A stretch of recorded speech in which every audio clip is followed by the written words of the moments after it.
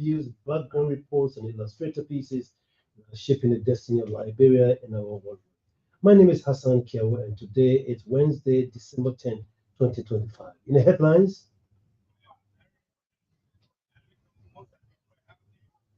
President Joseph Boakai promises strong support to Liberian businesses as government launches national trade fair.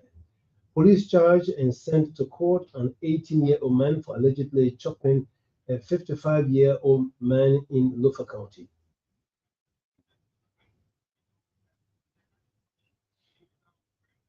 Liberia Broadcasting System Director General seeks budgetary increment during courtesy visit with Minister of Finance. And in foreign news, the leader of Benin's failed coup seeks refuge in neighboring Togo as calls for his extradition intensified. These and many more to come, including the news in French, simple English, and sports. For all that, here is Patrick Kamara with the bulletin of news. The Ministry of Commerce and partners have officially launched the 2025 Conference and Trade Fair in Town. The initiative aims to support, promote, and showcase Liberian-made products in different categories.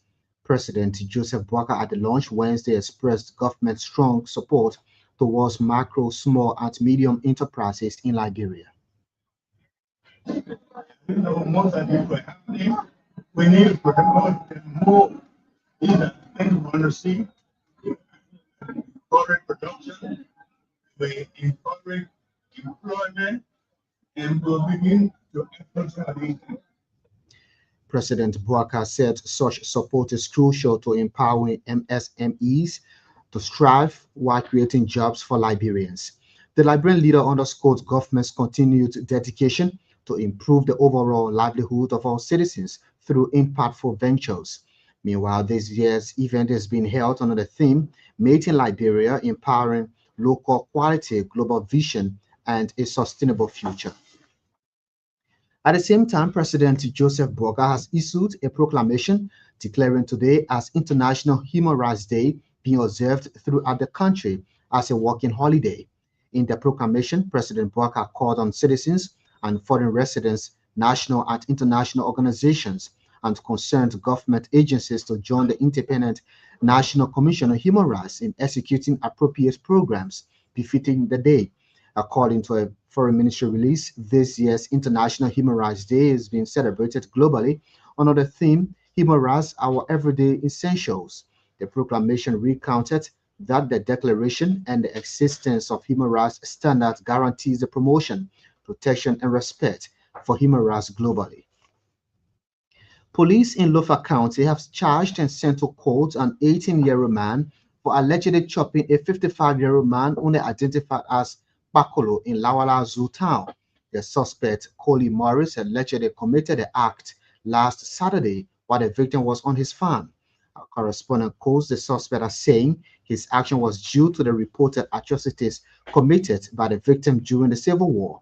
The victim was rushed to the Tedewoyan Hospital where he was pronounced dead by health workers. Meanwhile, the body of the victim has since been turned over to the family for burial, while the suspect is awaiting court trial. Liberia Broadcasting System Management has recognized the support of the Ministry of Finance in ongoing transformation at the state broadcaster.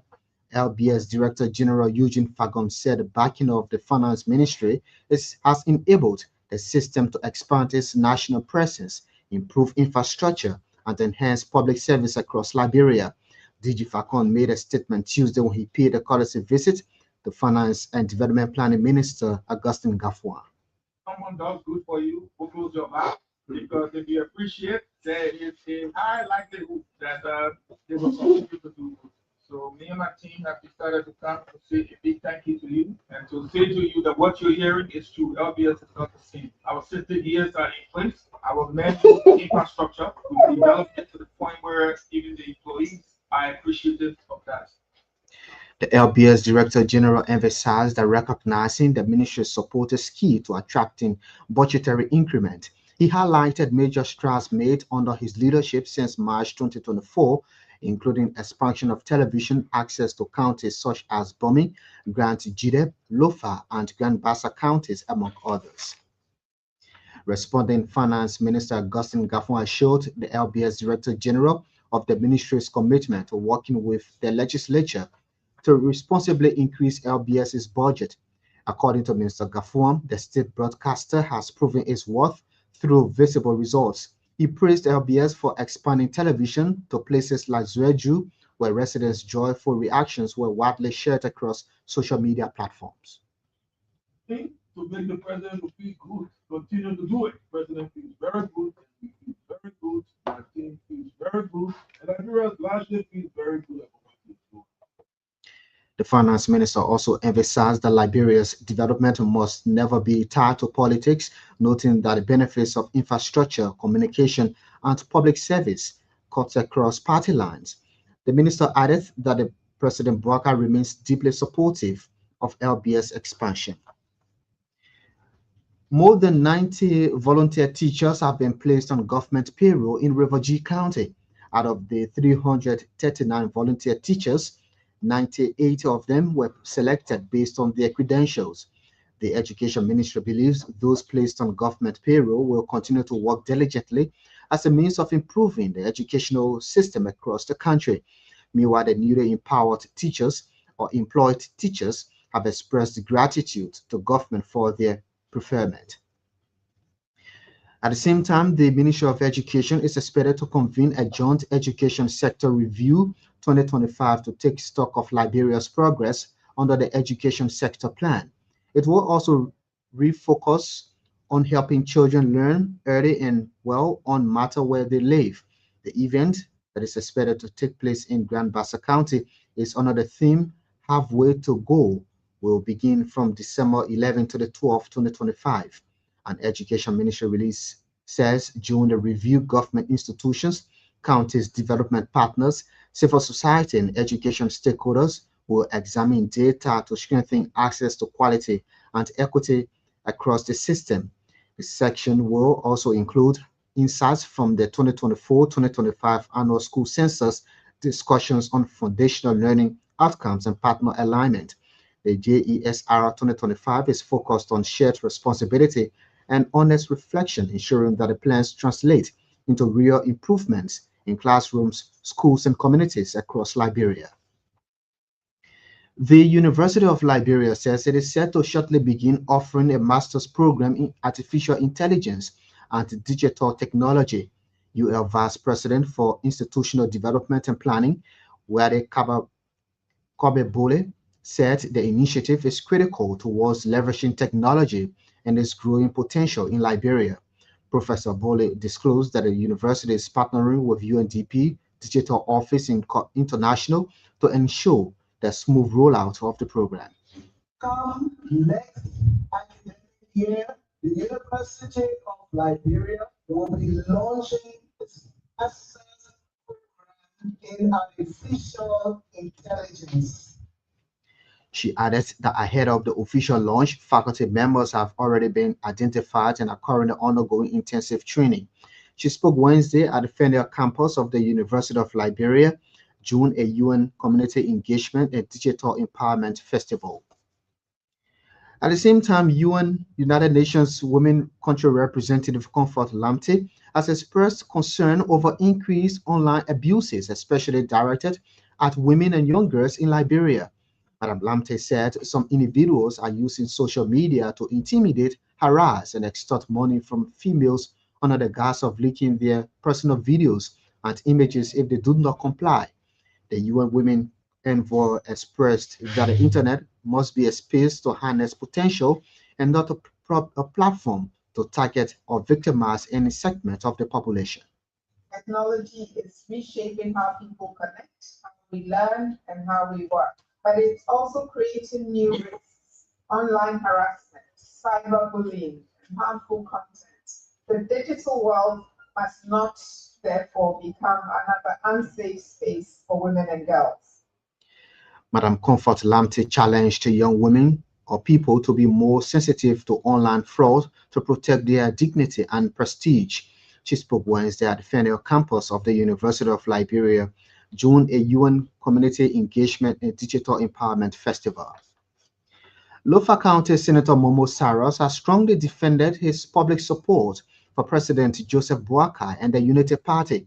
However, Senator Saros clarified that he remains an independent senator despite public show of support for the Unity Party government. The Lofa County senator stated that his support to the government is grounded in tradition, the steady development progress, and Lofa County being the birthplace of the Unity Party. The grassroots is unity and cohesiveness, and the tradition is very key. And me as a man, I'm on obligation to support it. Senator Momo Saros told the Super Morning Show on Wednesday that President Buakai, who is a traditional uncle, deserves his unwavering support to move the country forward. He also assured that Lofa County will not allow itself to be a seat of any opposition against President Buakai, who remains the highest-ranking political figure from the county. The 95th Ordinary Session of ECOWAS Council of Ministers and the 68th Ordinary Session of the Authority of Heads of State and Government have commenced in Abuja, Nigeria. The summit provides a platform for ECOWAS member states to review the region's political and security landscape, access progress on community programs, and take decisions to guide the regional body in the coming years. According to our reporter covering the summit, ECOWAS Council of Ministers and Authority of Heads of State and Government are expected to discuss pending issues, including peace and security, democratic governance, trade facilitation, economic cooperation, and institutional reforms. They will also adopt key decisions that will constitute the agenda for the 68th Ordinary Session of ECOWAS Authority of Heads of State and Government, set for Sunday, December 14 in Abuja. Meanwhile, ECOWAS resident representative to Liberia, Josephine Nkrumah, is calling for more political will to address the rising security threats in the region. Ambassador Nkrumah also wants governments of ECOWAS member states to work in the interest of their citizens to safeguard the region from political coups. The ECOWAS envoy spoke in an ELBC interview on the sidelines of the ongoing 95th Ordinary Session of ECOWAS Council of Ministers and the 68th Ordinary Session of Authority of Heads of State and Government in Abuja, Nigeria. The ECOWAS Summit is providing a platform for ECOWAS member states to review the region's political and security landscape, access progress, and take decisions to guide the regional body in the coming years. At the same time, ECOWAS resident representative to Sierra Leone, John Azuma, is proposing the inclusion of West African media entities in the regional body's operations. Ambassador Azuma believes such endeavor will empower West African media to adequately disseminate the foundational or fundamental principles of ECOWAS. The ECOWAS envoy told ELBC Wednesday in Abuja that including West African media entities in the regional bloc's operation will also promote good governance in the region. The Ministry of Health has commenced a 5-day primary health care performance management training for 24 primary health care managers in Birmingham and Maryland counties. The project forms part of ongoing effort to build frontline leadership, improve health service delivery, and equip PHC managers with technical competencies. According to a Health Ministry release, the training is a pilot project supported by the Joint Learning Fund at Amref Health in Nairobi. The Mines and Energy Ministry has launched a new digital application system for mineral licenses with the goal of modernizing the country's mining sector. Mines and Energy Deputy Minister for Operations, William Haynes, described the launch as a significant milestone in making mineral rights administration more reliable, accessible, and convenient for miners across Liberia. Deputy Minister Haynes said the system is designed to address long-standing challenges such as the difficulty of obtaining licenses, the rise of illicit mining, and administrative delays. And the Central Bank of Liberia is expected to launch the Inclusive Instant Payment System digital platform on December 16, 2025.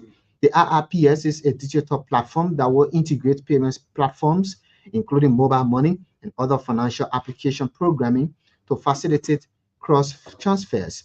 CBL Head of Corporate Communications, Councillor Alfonso Zion, told ELBC on Wednesday that through the IRPS, government employees' mobile money wallets will be credited ahead of payment of their full salaries. We're quite confident that this system is protected against any high cost, any infiltration outside the central bank system. We can say yes, we're confident that we can be able to protect the system against any intrusion into the system. Councillor Zion noted that following the launch, commercial banks and financial related platforms will be integrated into the system to facilitate effective payments. He said the management of mobile and Orange Money are cooperating with CBL on the project to involve more people in the financial inclusion ecosystem of the country.